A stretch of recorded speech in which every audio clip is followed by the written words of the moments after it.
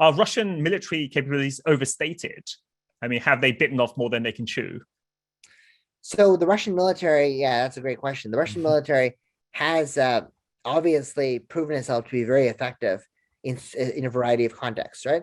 When it's using air power along with a proxy ground force, like we've seen in Syria, where they were able to turn the tide of the conflict quite effectively.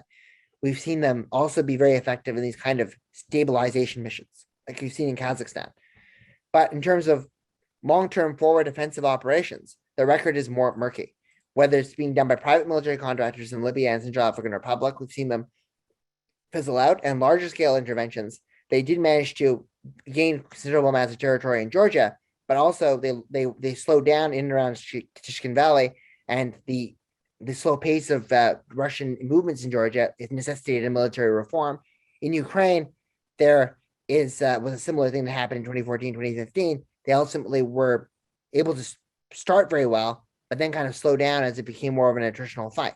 Of course, one can argue that the Russians were deniable in Ukraine.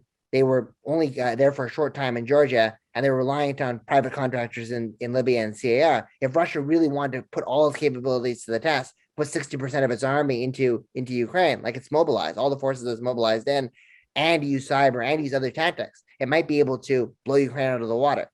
But in terms of what we've seen up until now, Russia has never really used all its cards. And when it has used some of its cards, it's had a mixed track record.